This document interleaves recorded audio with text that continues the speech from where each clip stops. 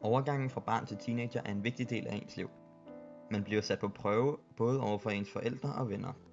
Men sværest af alt er det at være både ansvarlig over for ens forældre og uden at miste status over for ens venner. Det oplever mange teenagere, når de når op til de højere klasser i folkeskolen. Her bliver de nemlig introduceret til alkohol. Dette ændrer deres liv fuldstændigt. Skal man lytte til ens forældre, eller skal man gøre, som man selv finder bedst? Vi har interviewet en række teenager og deres forældre, samt folk, der har studeret emnet og prøver at forstå nutidens unge. Hej med dreng. Og hej far med. Hvordan er det gået i skole i dag? Jo, det gik bare okay. Men altså, jeg skal faktisk videre. Så jeg skal ud til nogle venner her. Ja, lige nu. Okay, hvad skal I lave? Jeg er ikke helt sikker. Men jeg tror, vi finder ud af det derude. Er det noget med alkohol, Jonas? Der ryger måske en enkelt bejler eller to, men altså ikke mere. Max 2 øl. Det aftaler vi. Det er i orden. Det er okay. Vi ses senere. Gør det. Hej. Og god fornøjelse. Jo, tak. Drikker du alkohol? Jo, jeg er begyndt ret godt på det. Jeg oplever, at unge starter med at drikke ofte lige efter deres konfirmation. Nogle venter til de kommer op i 9. klasse. Gennemsnitsdebutalderen ligger på et sted mellem, jeg ved faktisk ikke, men klassemæssigt i slutningen af 8. starten af 9. klasse.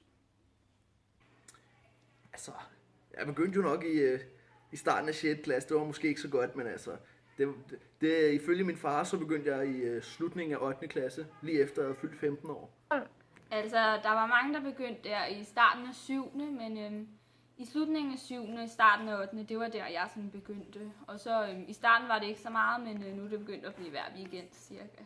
Jeg tror nok, at Isabella drikker lidt. Jeg har det helt fint med, at den lille, han slet ikke har interesse for mig. Ved dine forældre, at du drikker alkohol? Altså, de ved, at jeg drikker alkohol, men jeg tror, jeg drikker lidt mere, end de tror. Fordi de tænker nok, at jeg drikker et par mokajer sådan her og der, ikke? Men altså, jeg har jo gået i gang med den store vodkaflaske på 6 liter derhjemme jo. Altså, sådan er det jo. Om der er forskel på drenge og piger, jeg tænker, det kan handle lidt om, hvem man går sammen med. Men grundlæggende så er det samme billede, vi ser, at unge mennesker, de venter og ser tiden an. Der kan selvfølgelig være udstikker med grupper, hvor der er et højere tempo og en kultur, der er opstået, hvor man skal være fuld. Det sker. Der er ingen regler uden undtagelser. Men langt de fleste, både drenge og piger, starter nogenlunde samtidig og og drikker nogenlunde den samme mængde, sådan som jeg har forstået det. Velkommen til!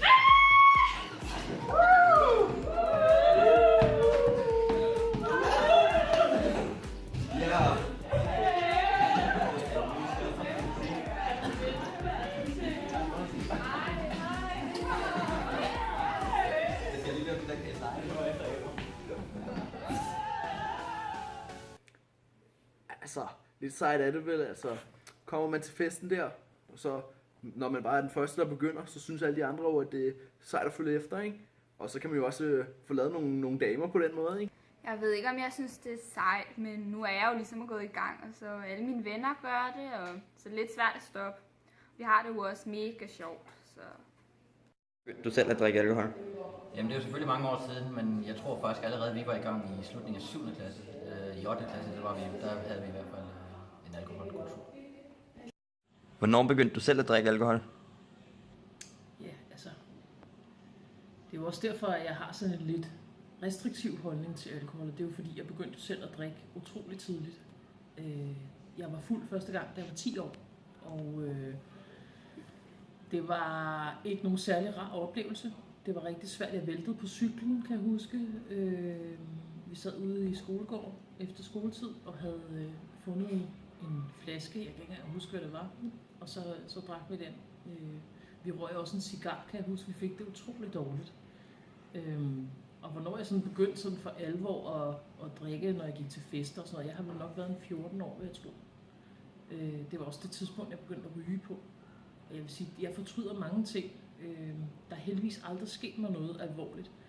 Men fordi jeg har været fuld nogle gange, så har jeg jo bragt mig selv ud i nogle sådan ikke særlig fornuftige situationer, hvor der kunne ske alle mulige slemme ting. Men heldigvis er der ikke sket noget. Jeg var fuld første gang, da jeg var 10 år. Jeg var fuld første gang, da jeg var 10 år. I am the one way your son don't need a gun to get